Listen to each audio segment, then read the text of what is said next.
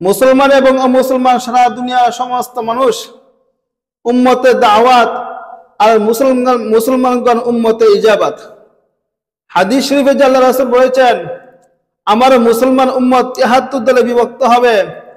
এখানে উম্মত বলতে মুসলমান উম্মত বোঝানো হয়েছে।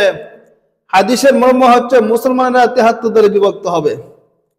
এবার প্রশ্ন জাগে, সারা দুনিয়ার মুসলমানের আল্লাহ এক, সারা দুনিয়ার মুসলমানদের নবী একজন, সারা দুনিয়ার মুসলমানদের কেবলা একটা, সারা দুনিয়ার মুসলমানদের কালিমা একটা, সারা দুনিয়ার মুসলমানদের কোরআন একটা। তাহলে একই আল্লাহ বিশ্বাসী সমস্ত মুসলমান, একই রাসূলে বিশ্বাসী সমস্ত মুসলমান, একই কালিমাতে বিশ্বাসী সমস্ত মুসলমান, একই কেবলায় বিশ্বাসী সমস্ত মুসলমান, একই কোরআনে বিশ্বাসী সমস্ত মুসলমান, তো দল ৭৩টি হবে কেন? সমস্ত মুসলমান এক আল্লাহ বিশ্বাসী, তাহলে দল ৭৩টি হবে কেন? একই রাসূলে বিশ্বাসী দল ৭৩টি হবে কেন? একই কালিমা বিশ্বাসী হয়ে দল ৭৩টি হবে কেন? একই কেবলায় বিশ্বাসী হয়ে দল ৭৩টি হবে কেন? একই কোরআনে বিশ্বাসী হলে দল ৭৩টি হবে কেন? অবশ্য রাসূলুল্লাহ সাল্লাল্লাহু আলাইহি ওয়াসাল্লাম যে হাদিসে বলেছেন আমার উম্মত ৭৩ দলে বিভক্ত হবে, সেই হাদিসে তার কারণ বর্ণনা করেছেন একই আল্লাহতে বিশ্বাসীরা এত দলে বিভক্ত হবে কেন। কারণটা সহজে বোঝার জন্য আমি আপনাদেরকে একটা উদাহরণ দিচ্ছি। আমার জানা মতে বাংলাদেশে একদল মুসলমান আছে যারা নামাজি, আর একদল মুসলমান আছে যারা বেনামাজি। এখানে হলো কত দল? 2 দল, নামাজি মুসলমান আর বেনামাজি মুসলমান। একই কোরআন, তাহলে দল 2টা হলো কেন?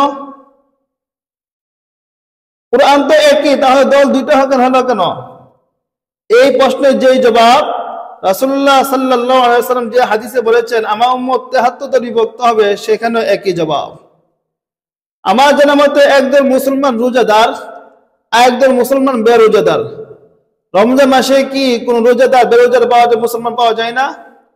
তাহলে বেরোজাদার মুসলমানের কিবলা কি ভিন্ন না একই? তাহলে দল এতটি কেন? নিশ্চয়ই তার পেছনে কারণ আছে। আমাদের বাংলাদেশের একদল মুসলমান হালাল ব্যবসা করে, আর একদল মুসলমান সুদের কারবার করে। একটা দল, এখানে দল 2টা, এখানে আবার ভিন্ন দল হলো কেন? একজন মুসলমান পর্দা পালন করে, আর একজন মুসলমান পর্দা পালন করে না। এখানে 2 দল হলো কেন? তাহলে এখানে আবার 2 দল ভিন্ন দল হলো কেন? সবগুলো প্রশ্নের একই জবাব। হযরত রাসূল করিম সাল্লাল্লাহু আলাইহি ওয়াসাল্লাম কি জবাব দিয়েছেন, সেই জবাবটা পেশ করার আগে একই আল্লাহতে বিশ্বাসী, একই কোরআনে বিশ্বাসী, একই কিবলায় বিশ্বাসী, একই কালিমে বিশ্বাসী, একই রাসূলে বিশ্বাসী মুসলমানদের এত দল হবে কেন? এই প্রশ্ন যাদের মনে জাগে, আগে ঠিক করতে হবে প্রশ্নটি আমার কথার বেলায় না নবীর কথার বেলায়। তাহলে প্রশ্ন কি করবেন? প্রতিবাদের জন্য না বোঝার জন্য? যদি কারো মনে প্রতিবাদের প্রশ্ন জাগে থাকে, তাহলে আমার জানার মতে বাংলাদেশের এমন হাজার হাজার মানুষ আছে যাদের মনে প্রতিবাদী প্রশ্ন আছে। মুসলমানদের এত দল কেন? এর প্রতিবাদ তারা করে।